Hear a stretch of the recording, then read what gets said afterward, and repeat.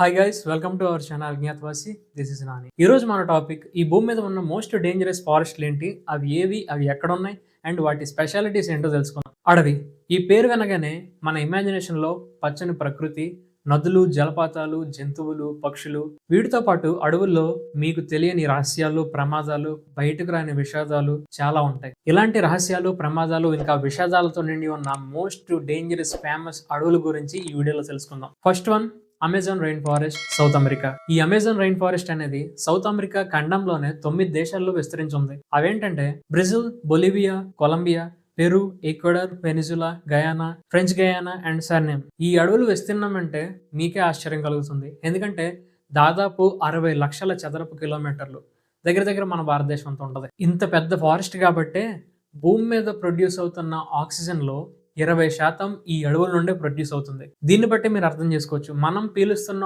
Oxygen కి ఈ అడవులు ఎంత ఉపయోగపడుతున్నాయో. అందుకనే ఈ అమెజాన్ అడవిని the lungs of the earth అని కూడా అంటారు. ఈ అమెజాన్ అడవులు ఎన్నో జీవరాశులకు, అలాగే అంతుపట్టని రహస్యాలకు, ప్రమాదాలకు పుట్టినిల్లు.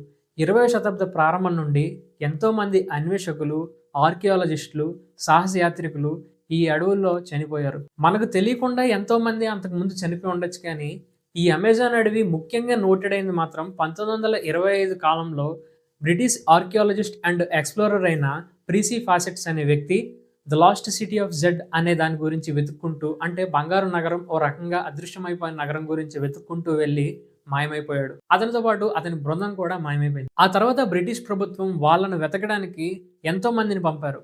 వెళ్ళిన వాళ్ళు సగం మందికి పైగా కనబడకుండా పోయారు. ఓ రకంగా వాళ్ళందరూ చనిపోయినట్లే చెప్పాలి. ఇలా ఈ అమెజాన్ ఫారెస్ట్ గురించి చెప్పుకుంటూ పోతే చాలా విషయాలు ఉన్నాయి. దీని గురించి సపరేట్ వీడియో చేస్తాను, ఆ వీడియోలో మనం మాట్లాడుకుందాం.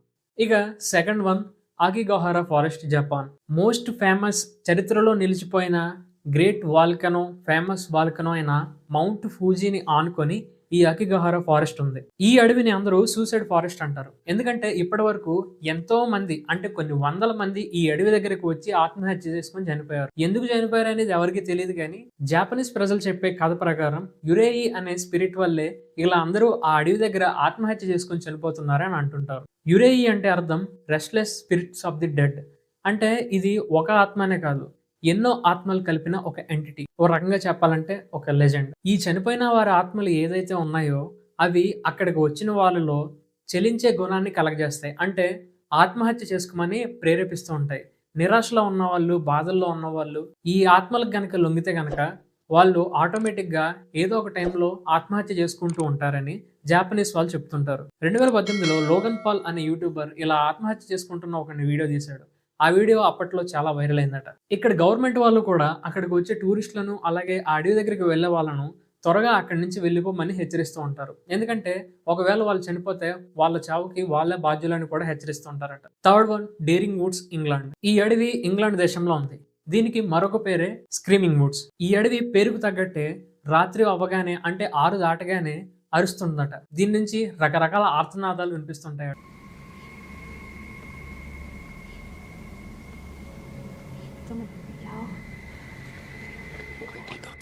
అక్కడ లోకల్స్ చెప్పే కథ ప్రకారం కొన్ని వందల ఏళ్ల క్రితం కొంతమందిని తీసుకెళ్లి ఆ అడవిలో ఎగ్జిక్యూట్ చేశారంట, అంటే మరణశిక్ష విధించారంట. ఆ చనిపోయిన వాళ్ళ ఆత్మలు ఇలా రాత్రిపూట ఆర్తనాదాలు చేస్తున్నాయని అక్కడున్న లోకల్స్ చెప్తున్నారు. అక్కడున్న వాళ్ళకే కాక ఆ అడవిని చూడడానికి వెళ్ళిన టూరిస్టులకు కూడా చెవిలో గుసగుసలు వినిపిస్తుంటాయట. అలాగే దూరంగా ఏదో నీడ వీళ్ళని వెంటాడుతున్నట్లు అనిపిస్తుంటుందట. అలాగే పక్కనే ఎవరో నడుస్తున్నట్టు చప్పుళ్ళు కూడా వినిపిస్తుంటాయట. ఇంకా 1940లో ఒక సైనికుడు ఇలాగే నడుస్తూ నడుస్తూ మాయమైపోయాడట. అప్పటి నుండి ఈ ఫారెస్ట్ లో రాత్రిపూట ప్రయాణం అనేది ఆపేశారు. అందం గురించి పక్కన పెడితే ఇంత టెక్నాలజీ వచ్చినా రాత్రిపూట ఈ అడవిలో వెళ్ళడానికి చాలా మంది భయపడతారు. ఇక ఫోర్త్ వన్, హోయాబుసియు ఫారెస్ట్. దీనిని రొమానియా బెర్ముడా ట్రయాంగిల్ అని కూడా అంటారు. అక్కడ స్థానికులు చెప్తున్న దాని ప్రకారం ఈ అడవిలో ఎప్పుడు కూడా ఒక స్ట్రేంజ్ ఫెనోమెనా ఉంటుంది. ఏంటంటే రాత్రి అవగానే ఉన్నట్టుండి మెరుపులు వస్తుంటాయట. దూరంగా చెట్ల మధ్యలో ఎవరో కదులుతున్నట్లు అనిపించడం, తీసుకెళ్లిన ఎలక్ట్రానిక్ వస్తువులు ఏవి కూడా సరిగ్గా పనిచేయకపోవడం ఈ అడవిలో జరుగుతుంటాయట. 1968లో అలెగ్జాండర్ షిఫ్ట్ అనే వ్యక్తి రాత్రిపూట గాల్లో ఎగురుతున్న యూఎఫ్ఓని ఫోటో తీశారట. అప్పటి నుంచి ఈ అడవిలో ఏలియన్స్ సంచరిస్తున్నాయని అక్కడి ప్రజల నమ్మకం. ఈ ఏలియన్స్ వల్లే అక్కడి అట్మాస్ఫియర్ కూడా చాలా విచిత్రంగా ఉంటుందని వాళ్ళు నమ్ముతుంటారు. ఈ అట్మాస్ఫిరిక్ చేంజ్ ఎలా ఉంటుందంటే ఉన్నట్టుండి అక్కడికి వెళ్ళిన వాళ్ళకి ఆందోళనకు గురవుతుంటారు, నీరసపడిపోతుంటారు. అలాగే చర్మంపై దురదలు వస్తుంటాయి. ఉన్నట్టుండి చర్మంపై ఎర్రని మచ్చలు క్రియేట్ అవుతుంటాయి. ఇదంతా కూడా అక్కడ ఉన్న ఏలియన్స్ వల్లే జరుగుతుందని వాళ్ళు నమ్ముతుంటారు. స్థానికుల మరో కథనం ప్రకారం అక్కడ ఒకానొకప్పుడు గొర్రెలు కాచుకునే వ్యక్తి 200 గొర్రెలతో పాటు అడవిలోకి వెళ్ళి మళ్ళీ తిరిగి రాలేదట. చాలా మంది అతన్ని వెతకడానికి వెళ్లారు గానీ అతను ఎక్కడా కనబడలేదు. అలాగే ఆ గొర్రెలు కూడా ఎక్కడా కనబడలేదు. దీని అంతటికి కారణం ఏలియన్సే అని అక్కడ వాళ్ళ అభిప్రాయం.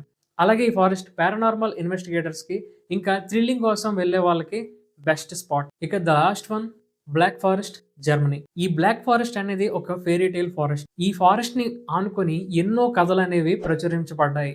అంటే పేదరాజు పెద్దమ్మ కథ, అలాగే బట్టి విక్రమార్కుడి కథ అలా అనమాట. ఈ అడవిలో వెదర్ కూడా చాలా అన్‌ప్రెడిక్టబుల్ గా ఉంటుంది. అలాగే ఈ అడవి అనేది చాలా థిక్‌గా ఉండడం వల్ల దారి కనిపెట్టడం అనేది చాలా కష్టం. 19th సెంచరీ ఫస్ట్‌లో బందిపోట్లు ఈ అడవిలో ఉండేవారు. ఆ తర్వాత ఆ ప్రదేశంలో సాహసయాత్రికులు అలాగే హైకర్స్ నడుస్తున్నారు. ఒకవేళ వెళ్ళిన సాహసయాత్రికుల్లో లేదా హైకర్స్‌లో ఎవరన్నా గనక ఈ అడవిలో గనక పొరపాటున దారి తప్పితే వాళ్ళని కనిపెట్టడం చాలా కష్టమంట. ఇప్పుడైతే టెక్నాలజీ వచ్చి 2, 3 రోజుల్లో కనిపెట్టొచ్చేమో గానీ, ఇంతకుముందు ఈ ఫారెస్ట్‌లో గనక తప్పిపోతే వాడు చచ్చిపోయినట్లే అర్థం. ఎన్నో రోజులకి లేపోతే నెలలకు గానీ వాడి శవం దొరికేది కాదట. దట్టంగా నిశ్శబ్దంగా ఉన్న ఈ అడవి జర్మనీ దేశంలో ఉన్న ఎన్నో జానపద కథలకు నిలయం. ఈ అడవిని బేస్ చేసుకొని ఎన్నో మంత్రగత్తె కథలు, అలాగే వేర్‌వుల్వ్స్ కథలు, ఇంకా అతీత శక్తులు ఉన్న వాళ్ళ కథలు, ఇలా చాలా రకాల కథలు ఈ అడవిని ఆధారంగా తీసుకొని చెప్తుంటారు. ఇప్పుడు చెప్పుకున్న అడవులన్నీ కూడా ఎంత అందంగా ఉన్నాయో అంతకంటే ప్రమాదకరమైనవి. ప్రతి అడవి కూడా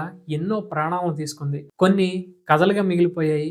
మరికొన్ని అంతుపట్టని రహస్యాలుగా మిగిలిపోయాయి. మరికొన్ని కాలంతో పాటు కలిసిపోయాయి. ప్రకృతి అన్వేషకులు ఒక విషయాన్ని చెప్తుంటారు. అదేంటంటే ప్రకృతికి సంబంధించిన కొన్ని రహస్యాలు తెలుసుకోకుండా ఉండడం మంచిది. అలాగే కొన్ని దారుల్లో నడవకుండా ఉండడం మంచిది.